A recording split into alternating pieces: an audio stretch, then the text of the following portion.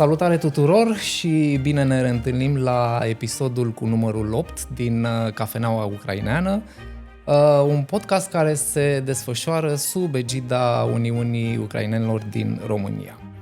Pentru aceia dintre dumneavoastră care au ratat episoadele trecute și sunt curioși să le vadă, ele sunt încărcate deja pe site-ul Uniunii www.ure.ro. Am implementat acolo un buton roșu undeva deasupra care vă va conduce direct către pagina de podcast, așa că dacă sunteți curioși le puteți găsi acolo. Am onoarea astăzi să am invitat un distins domn, un partener de dialog cu foarte multe povești și sunt foarte curios să aflu aceste povești de la dumnealui. Este vorba de domnul Mihai Mihailiuc în calitate de membru fondator al Uniunii Ucrainenilor din România. Domnule Mihailiuc, bine ați venit! Mulțumesc pentru invitație! Sunt absolut onorat să vă cunosc.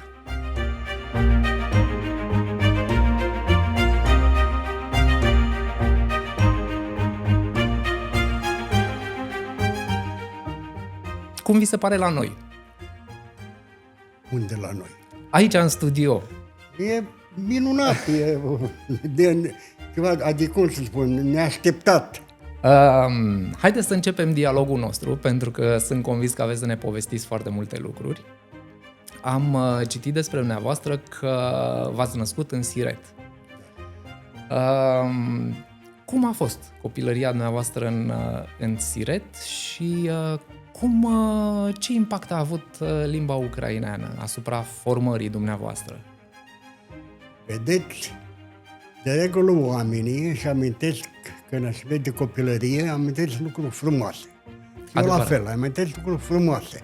Copilăria a fost minunată în sensul de un copil de țară care avea libertatea să hoinărească, să aibă prieteni, să joace fotbal cu minge de cârpă, să meargă la apa Siretului să înnoate, adică să bălăcească, după aia să înnoate. Lucruri firești până la urmă. Firești. Să te dai cu săniuța, să te dai cu schiurile din doage de butoi, pe departe, a fost lucruri minunate. Adică atunci copilul descoperă lumea, practic. Nu? Da, nu este limitat, strâmtorat de niște reguli foarte stricte. Copilul de la țară are atâta timp cât e ascultător, nu face prostii, ajută pe acasă, ascultă părinții, este ok. Apropo de influența limbii ucrainene asupra formării mele, v-am mai spus, Siretul fiind un oraș multietnic, deci ucraineni, români, evrei, polonezi, nemți, era normal să te simți, adică te simți natural în această comunitate multietnică. Diversă. Nu erau niciun fel de conflict și dacă e vorba de rolul limbii ucrainene în formarea mea, asta a venit mult mai târziu. Deja în anii liceului, că am făcut din clasa a doua până la 11 în limba ucraineană. Deci școala deci alea 5-7, după aia 7-11. Deci atunci pot să spun că am descoperit literatura ucraineană, cititul. Vi s-a construit o conștiință de apartenență. De apartenență la o etnie. Noi avem avut o bibliotecă foarte bogată la Siret. Din păcate, când s-au stricat relațiile cu Uniunea Sovietică, biblioteca aia a fost arsă. Da, știu că se practicau lucrurile astea. Eu să arunci pe foc să rup volume de Shakespeare în ucraineană de la groasă. Așa a fost politica. Da. Ceaușistă. Deci, înțeleg că literatura și scrisul cumva încep să-și pună amprenta asupra dumneavoastră în perioada de liceu? Cititul. Literatura. de scris m-am apucat la liceu, cum să spun, am păcătit și eu am scris niște versuri, mai am un carnețel cu niște versuri naive. L-ați păstrat de atunci? Da, Extraordinar. Da, în arhiva mea există. După aia am mai scris articolașe pentru ziarul ăla de atunci ucrainean Novoivic. Și în timpul facultății nu prea am scris, de puțin. Scrisul mi-a venit, cred că din cauza, mă rog, am acumulat experiență sau mi-a venit inspirația, cum se spune, abia după terminarea facultății. Chiar voiam să vă întreb.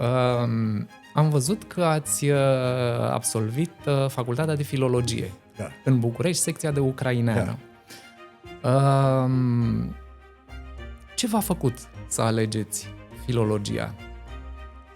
A fost o întâmplare. Deci, profesoara mea ulterioară de la facultate, Magdalena Laslo, era evrei cu unguraică, a studiat în Ucraina. A fost președinta comisiei de maturitate, doamna Magdalena Laslo. Știți că atunci lucrarea scrisă la absolvire, la maturitate, se scria numele, se îndoia, după aceea se lipea. Am prins și eu, da.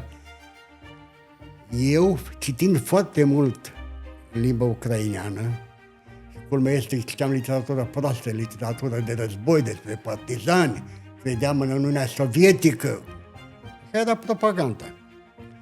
Știam foarte bine limba. Și am scris o lucrare, țin minte și acum subiectul. Prietenia popoarelor sovietice, oglindită în literatura ucraineană. Sună tipic, da, perioadei respective. Da. Și am scris o lucrare foarte bună. Doamna Laslo a vrut să vadă cine cunoaște și stăpânește și de bine limba ucraineană. Prin președintea comisiei și a permis să dezlipească lucrarea acolo și să vadă cine e. M-a chemat și m-a convins să vin la filologie ucraineană. Și așa am ajuns student la ucraineană în București. Trebuie să vă mărturisesc că am un respect profund pentru toți oamenii care termină această facultate de filologie. Eu sunt un admirator al lui Bogdan Petricei cu HD și el este cel care a adus catedra de filologie în România. Da. În secolul XIX, da. Și de asta, cred că din zona asta de admirație s-a extins cumva și am o admirație pentru toți absolvenții de filologie, pentru că mi se pare că prin filologie înțelegem sensul cuvintelor și înțelegem mai bine ceea ce vorbim. Un lucru care în ziua de astăzi nu prea mai este atât de bine stăpânit. Așa este. Este dreptate. Spuneți-mi, cum s-a simțit viața dumneavoastră de student în anii 60 în București, aparținând practic de o comunitate minoritară în România? Nu avea niciun fel de rol ca aparțin unei comunități, unei etnii. Adică nu simțeam că ar fi, nu știu, o piedică în ceva sau... Lucrurile erau absolut normale. Erau absolut normale. Deci la filologie erau ucraineana, italiana, germana, maghiara a fost la început și mai departe. Deci eram colegi, eram tineri. Simțeam chestii din asta, cum să spun, nu în privința apartenenței, ci niște de-astea, de pildă, opreliște așa, niște tabuuri. Nu puteai să mergi la înviere de Paște, era obligatoriu să mergi la dans, la reuniune, la facultate. Aha, da. Chestii din asta. În rest, nu, aveam un profesor foarte deschis la minte. Sigur, mai erau și unii de ăștia mai așa, adică foarte pătrunși de ideologia comunistă.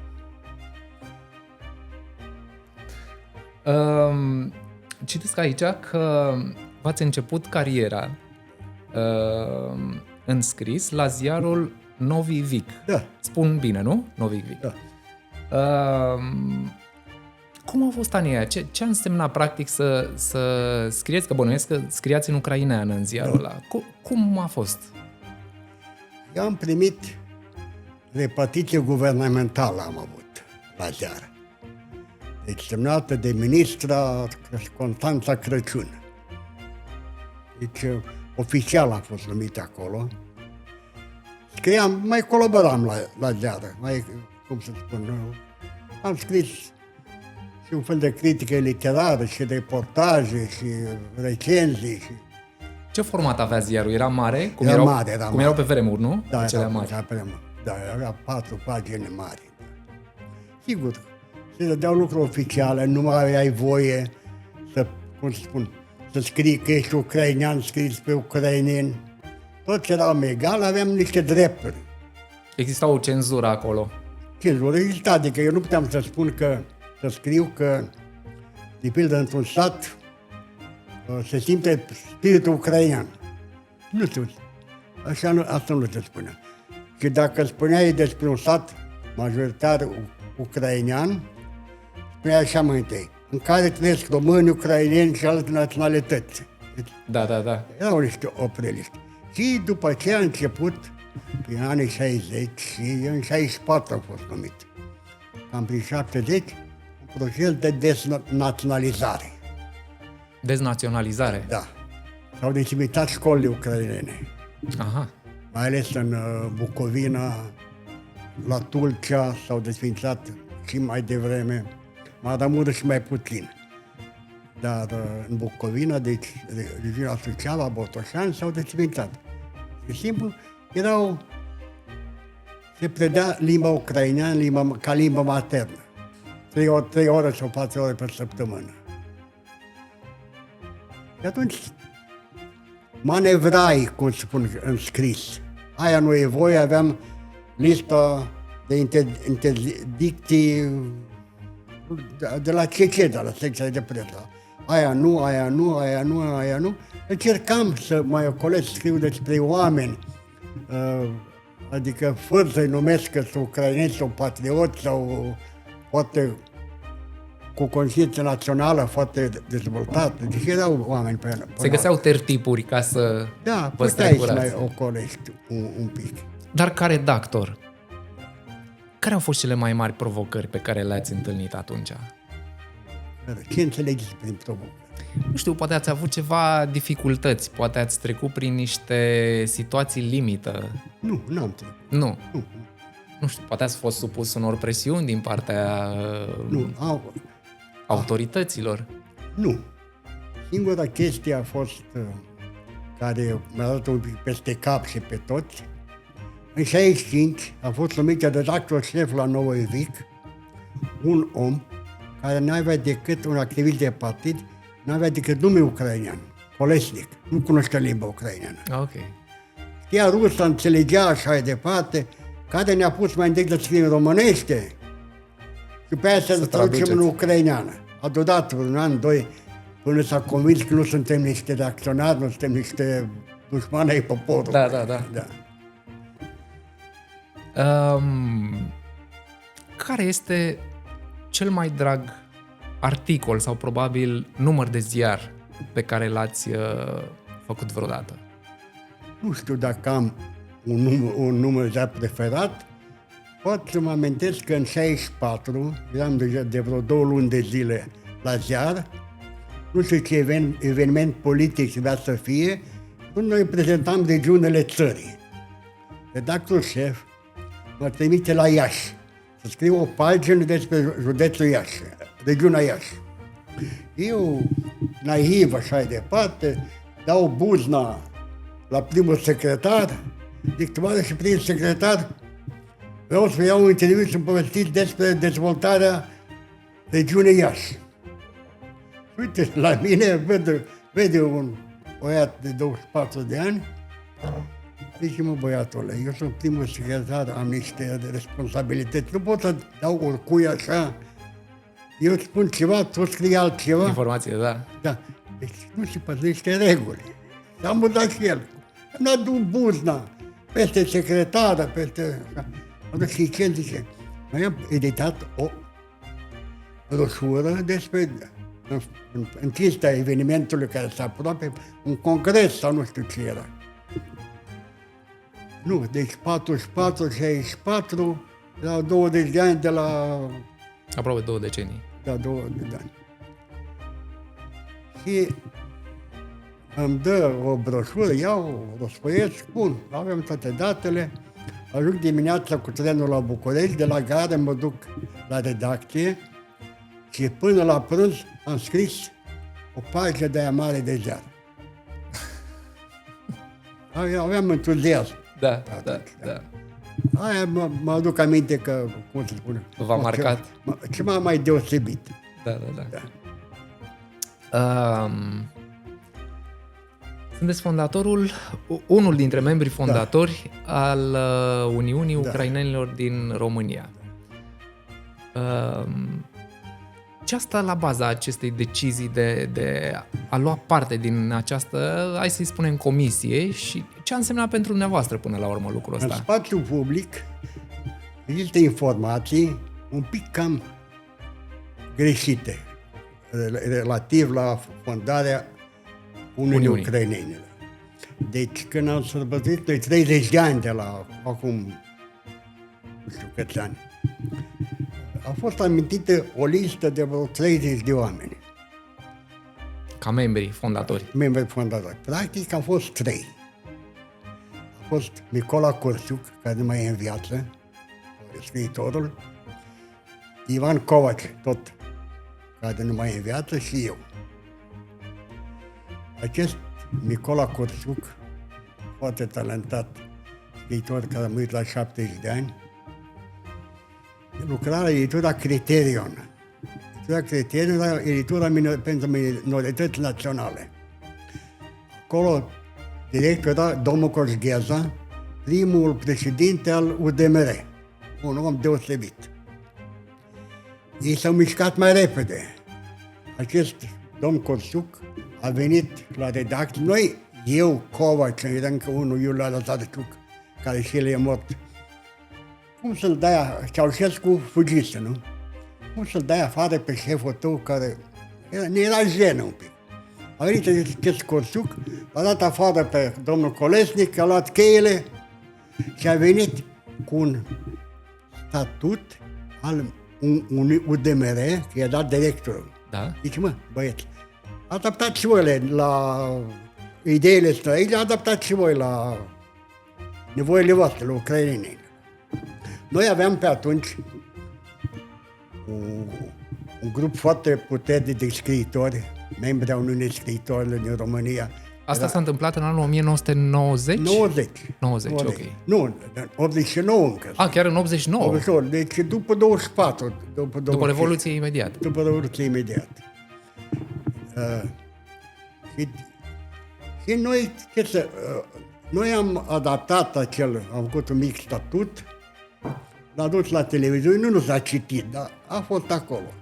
Și ca să dăm mai multă legitimitate, credibilitate, am făcut o listă cu vreo 30 de nume. Profesori, scriitori, intelectuali din provincie. Care susțineau acest proiect. Ei nu știau încă de proiect, ei nu știau că se invitează. Am înțeles. Și așa au apărut vreo 30 de membri fondatori. Nu mă deranjează cu nimic, dar adevărul este că au fost mai întâi 3 oameni. 3 oameni. Care au avut un vis, practic. Sau o viziune, mai bine zis. Eram o comunitate mare în România. Acum s-a mai... cu această migrație și așa departe. Da. Aveam un grup puternic de scriitori. Peste 10 membri de Uniunii Scriitorilor. Scriitori buni, de care, din păcate, au cam plecat dincolo. Mă sunt pe noi. Adevărul că întotdeauna deciziile astea importante au fost luate de intelectuali, oameni vizionari, practic. Nu știu dacă pot să-mi vizionari, dar noi aveam niște visuri, niște dorințe. De pildă, fiind atâta scriitori, n-aveam o revistă literară, nu? Am cerut de multe ori, la la secția de presă, am spus, i-am dat o pagină literară, după aia mi-a dat un supliment. Eram membru de unei comunități puternice, cu intelectualitate, care acum nu prea mai este, fiindcă au plecat generație, nu? Eu sunt printre ultime din generația mea, nu? Și atunci, normal că am vrut să realizăm ceva, dar a venit libertatea. Se face, țin minte că a venit la noi Petru Mihai Băcanu, ieșiți din închisoare. Ați auzit de el, nu? Da. Da, de la România Liberă, care a făcut așa revistă clandestină și ne-a sfătuit ce să facem și mai departe. Ne-am sfătuit și cu alții și am, domnule, faceți o organizație, aveți dreptul să vă organizați, aveți dreptul să schimbați profilul ziarului, chiar l-am numit Cuvântul Liber. Da. Am scris primul articol după logica Revoluției franceze, libertate, egalitate, fraternitate. Că lumea mai discutat despre postul, despre nu știu ce, cine va fi secretar, cine va fi președinte. Eu m-am așezat, zic, băieți, lumea așteaptă de la noi să le spunem și noi ceva. Să comunicați cu ei. Să comunicăm, să vadă ce orientare avem, ce o să facem. Și așa a apărut. După aia am fost congres, primul congres, așa mai departe. Vă mai amintiți primii ani ai Uniunii, astfel încât să puteți face o paralelă cu ceea ce este Uniunea astăzi? Sigur că mă amintesc. Adică Uniunea atunci se organiza. S-au organizat filiale, mai întâi puține. Deci Suceava, Maramureș, Caraseverin. Câte filiale au fost la început? Să numărăm, deci București, Suceava, Maramureș, Tulcea, și încă vreo două la 7, să zic, între 5 și 7. Asta s-au dublat. Acum sunt mult mai multe. Da. Și tot a depins de cine a fost președinte. N-a avut până acum 3 președinți, parcă. Depinde. Primul președinte a fost Tcaciuc, Ștefan Tcaciuc. Nu vreau să... nu mai e printre noi și mai departe, dar atunci am pierdut vreme că omul mai mult era pentru el decât pentru comunitate. Din păcate. Nu a fost omul potrivit la momentul potrivit. El avea, cum să spun, era bine văzut la Uniunea Scriitorilor și mai departe, avea de-astea tendințe de lider. Da. Avea și 140 de kilograme. Avea acest cult al... Da. Avea tendințe de lider, mă rog, nu ai rost să... Bine, comparativ cu ziua de azi, normal că s-a dezvoltat, a evoluat, s-a pierdut mult timp, de pildă. Adică, în perioada când a fost alt președinte, s-a pierdut mult timp. Că 1 sau 2 sau erau cam fără viziune. Fără viziune, erau și deputați și președinți. Fără viziune, cu mândria că e deputat și președinte, dar trebuie să ai viziune, trebuie să cunoști, să fii și intelectual. Nu? Da, corect. Da. Mă gândesc că probabil cu timpul a venit și experiența la nivel de comunitate și probabil că și tehnologia a ajutat un pic.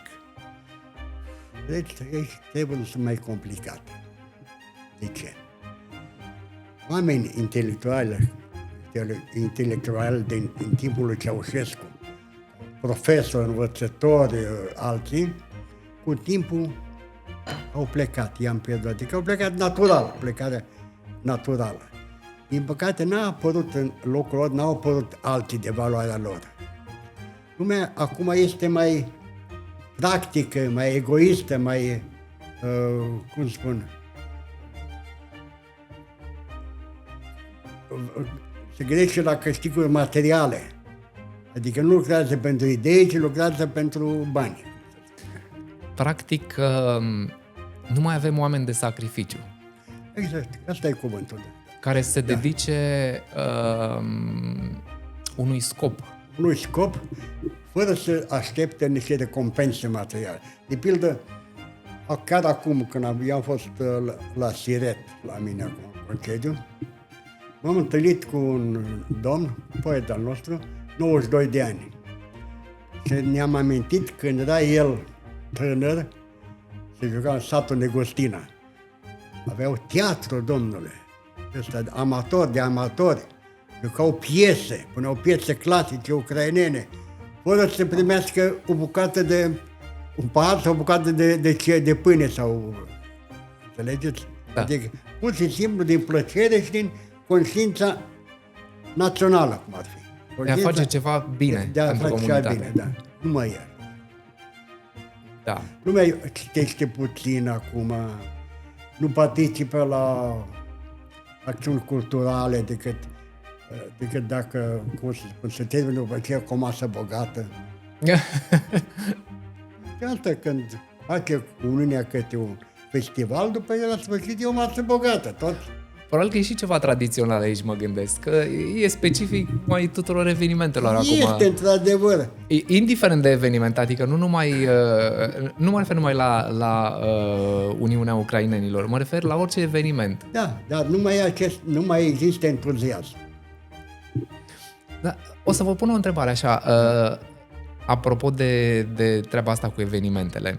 Mi-au spus invitații anteriori că Uniunea a crescut numărul de evenimente organizate în țară anual până la 400 sau 500. Da, au crescut numărul de evenimente. Da. Și totuși s-a pierdut ceva, nu? S-a pierdut entuziasmul și dedicația. Credeți că mai există soluție pentru asta? Ca oamenii să se reîntoarcă la valori? De când nu vreau să laud pe domnul președinte Petrețchi, îl știu am fotografii când era micuț, de acolo de el. Dar el își consacră energia și munca comunității. Au fost președinți care nu coteau de pe asfalt. Dacă satul era acolo, nu era asfalt, nu se ducea acolo. Da. E normal că s-a pierdut niște lucruri.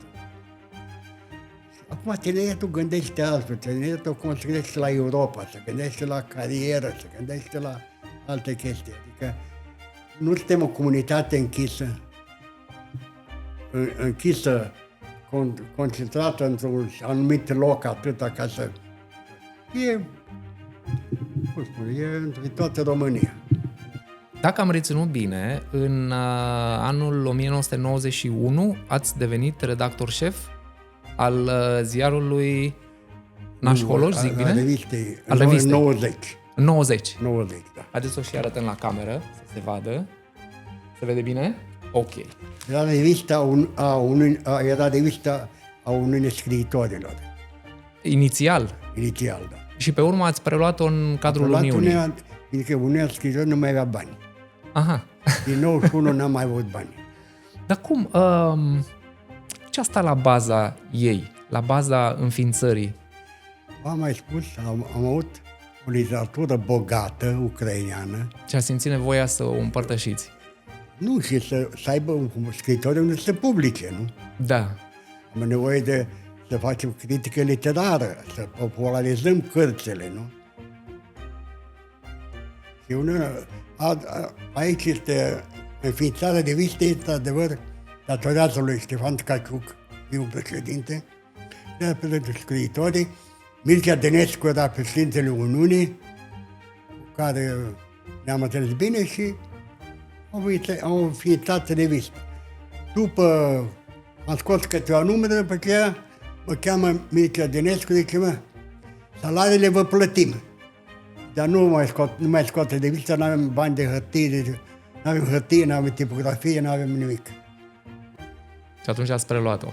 Și atunci a preluat Uniunea Ucrainenilor.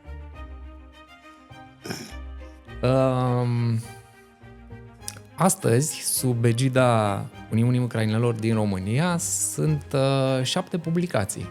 Da. Cum vi se pare lucrul ăsta? Este bun. Este bun atâta vreme cât învățătorii îi încurajează pe copii să le citească. Învățătorii, activiștii ai Uniunii, filiala, dacă le popularizează.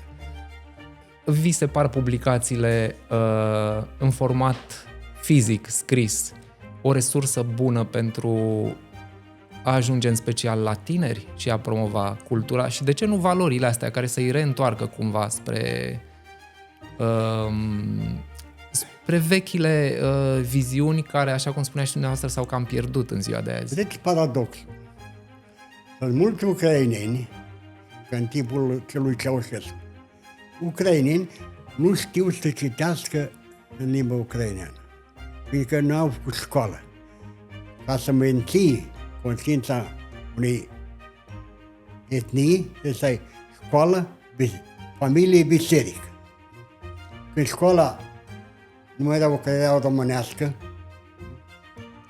biserica tot românească, nu, rar unde se slujea poate numai răburi în limba ucraineană, părinții vorbeau dialectul sau graiul respectiv, un limbaj foarte sărac, necitind că neștiind să citească, cum puteau să inoculeze copiilor, tinerilor, interes pentru... Asta încercăm să facem. Așa se întâmplă, să știți că și educația,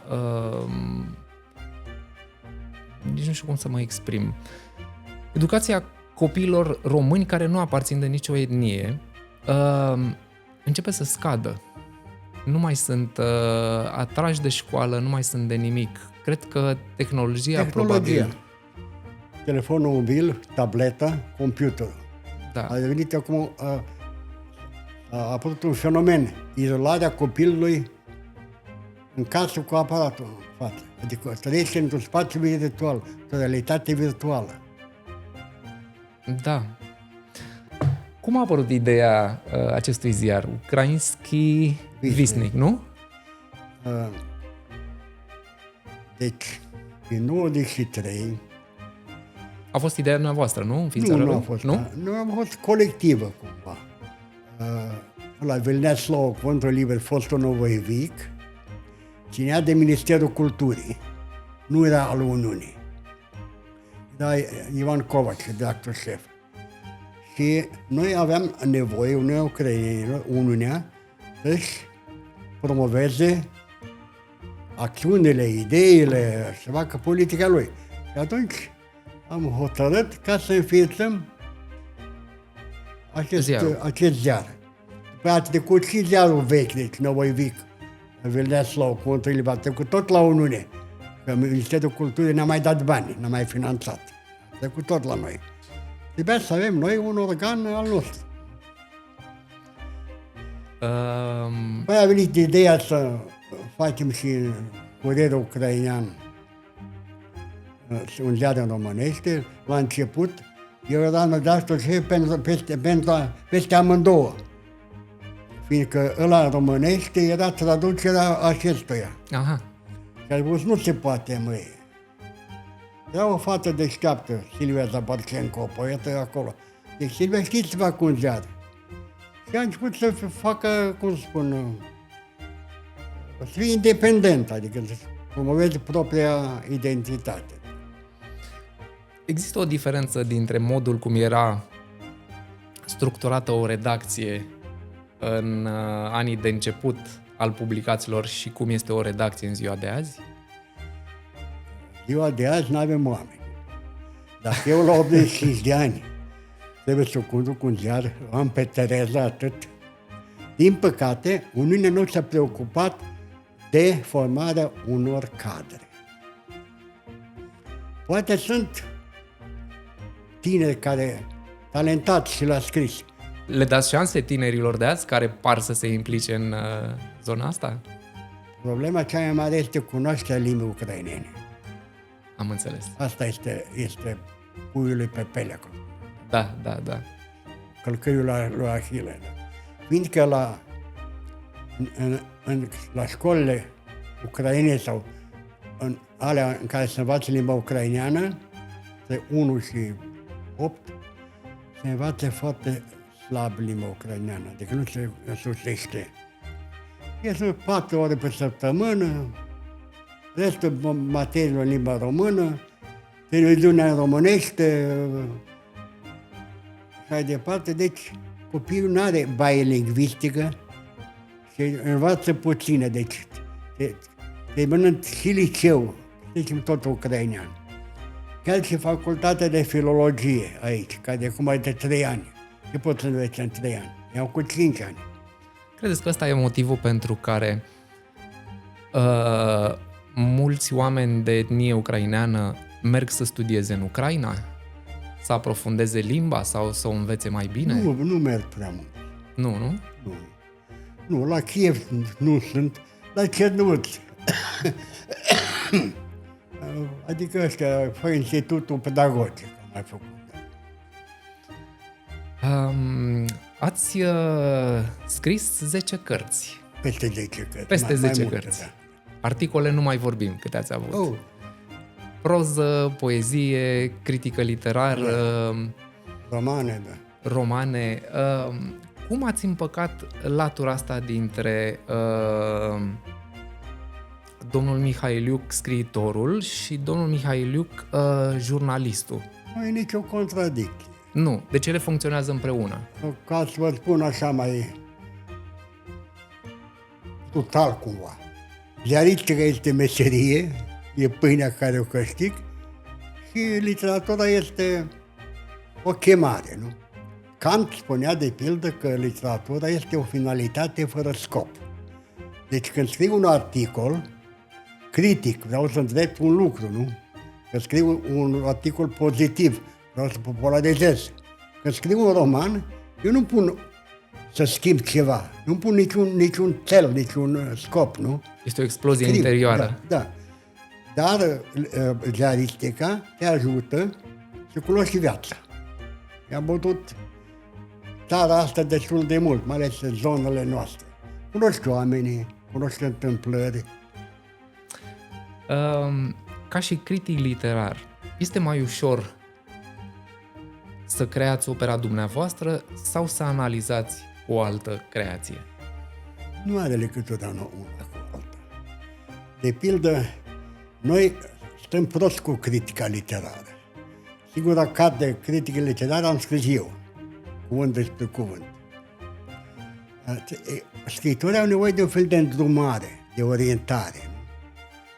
Chiar dacă scrii critic despre o carte a lui, îi arăți minusurile, nu? Și arăți și plusurile, nu? Critica literară este un fel de câine de pază al literaturii. Nu e... Sigur, critica literară trebuie să fie ponderat și, să gândești, să nu jignești prea tare, să scrii adevărul în primul rând. Degeaba... Critică constructivă, adică și pozitivă, exact, și negativă. Degeaba laud e o carte proastă. O scrii și mai prost.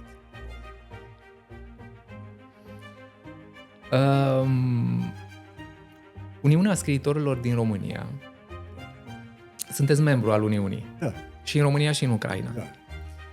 Uniunea Scriitorilor din România v-a premiat de 2 ori. Da. Pentru ce opere v-a premiat? Pentru romanul Nu cred în țipătul păsării de noapte și după aceea pentru o carte de poezie Clopotarul. Vă mai amintiți în ce an? 75, 91 sau 2. Cum a fost pentru dumneavoastră atunci când ați primit aceste premii? Cu o bucurie și cum să vă spun, aici e cu 2 tăișuri. De pildă, sunt premii unui scriitor pentru literaturile minoritățile naționale. Și atunci nu se analizează atât. E un om care... E un fel de dă periodic. Anul ăsta e ucraineni, anul viitor iau slovacii, după ce iau. Deci nu întotdeauna. Probabil că țările mele ce romanul merita premiul acela. Da, te simți bine, sigur că da. Da. Dar din perspectiva dumneavoastră, aceste premii v-au provocat să vă propuneți să scrieți mai bine și mai bine și mai bine? Domnule, să spun așa ceva, înseamnă să nu spun. În orice caz, fiecare scriitor să scrie cât mai bine. Premiul poate fi un stimulant. Dar nu-ți propui imediat, domnule, am luat premiu, scrii și mai bine, mai iau o dată premiu. Da. Nu în sensul ăsta de premiu, înțeles, da. În ideea de operă și de creație. Nu știu dacă e un stimulant atât de puternic. Ați primit premiul Olga Kobylianska da. În Ucraina. Care este semnificația acestui premiu? Olga Kobylianska a fost o scriitoare, protatoare foarte bună, născută la Gura Humorului. La Gura Humorului, așa am citit, da. Da, în România. Și ei au făcut la Cernăuți un fel de premiu internațional, Olga Kobylianska, care este simbolic, cum să spun, financiar și mai departe. Și este de prestigiu, e scriitoare cunoscută. Cum să m-au recomandat scriitorii de acolo care cunoșteau scrisul. Am scris despre Olga Kobylianska și mai departe. Chiar cum mai este, ce n-aveau la muzeul Olga Kobylianska Cernăuți, o să anunț o mortoare de la tipărit. Da. Și mi-a dat o ucraineancă bătrână din Cernăuți. Am dus la muzeu, a fost foarte fericit. Am simțit bine, mi-a luat interviuri acolo. Este adevărat că premiul ăsta, cel puțin așa am citit, nu știu dacă informația era corectă, el simbolizează cumva prietenia și relaționarea dintre popoare, dintre comunități, dintre oameni. Da, fiindcă dacă ea s-a născut în România, atunci era Austria. Nu? A trăit acolo un timp, a scris despre zona care e acum în România, Bucovina de Sud. S-a mutat la Cernăuți, parcă, nu? Ulterior s-a mutat la Cernăuți? S-a mutat la Cernăuți, da. Nu s-a mutat în 42, timpul ocupației germane. Da. Sigur că aproape popoare, dacă citești romanul Pământul ei sau piesa Prințesa sau a tradus de mult domnul Traista un roman cu duminică dimineața, ierburi colegea. E poveste frumoasă. S-a jucat la Teatrul Botoșani, a pus în scenă piesa ei, Prințesa. S-a jucat și în București, și la Sireț, și la Suceava, asta apropie oameni, nu? Da, așa este. Dintre personalitățile culturale sau literare pe care le-ați întâlnit în viața dumneavoastră, care v-a rămas așa cel mai de suflet? Din România sau din Ucraina? Și. Din Ucraina, Ivan Draci, un mare poet care a murit, a fost și în România de câteva ore. A fost publicat în România? A fost publicată. Traducerea lui Tcaciuc a fost publicat și o carte. Am cunoscut mai mult de acolo. Aici eram prieteni cu Făruș Neagu, cu George Ahoi, cum spune, cu Tomozei. Vă lipsesc vremurile de atunci? Restaurantul Unirii Scriitorilor era cu un fel de club. Acolo ne întâlneam, discutam. Pe lângă Romană?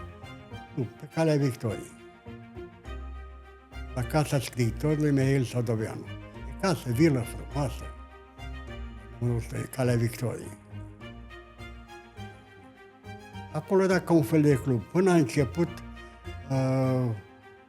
acea criză alimentară, Ceaușescu, deja lumea nu vorbea de literatură, vorbea, am găsit un kil de carne. Da, vorbea de mâncare deja. Da. Suntem aproape de finalul podcastului nostru și mai am o singură întrebare pentru dumneavoastră. Din perspectiva unui bărbat ca dumneavoastră, care a trăit 85 de ani, apropo de asta, 8 și 5, 85, 58, combinațiile astea de numere sunt numerele mele preferate. Și când v-am auzit că mi-ați spus vârsta dumneavoastră, mi s-a părut așa o conexiune. Deci reiau întrebarea, din perspectiva unui bărbat cu vârsta dumneavoastră și cu experiența dumneavoastră de viață. Dacă v-ar întreba un copil despre ce este viața, care e secretul vieții, cum i-ați răspunde? Aș răspunde să-și facă meseria care o alege cinstit. Să fie corect și să fie cinstit. Să știe să comunice cu oamenii, să aibă sentimente de vrajbă, de invidie și așa departe. E cinstit cu el însuși și cu celălalt. Să-și facă meseria cinstit. Adică orice muncă cinstită este aia, e muncă care merită să o respecti. Vă mulțumesc foarte mult! Eu vă mulțumesc! Încheiem aici podcastul nostru. Doamnelor și domnilor, vă mulțumim foarte mult că ne-ați urmărit și ne revedem la următorul episod. Sunt George Grigorescu, gazda dumneavoastră.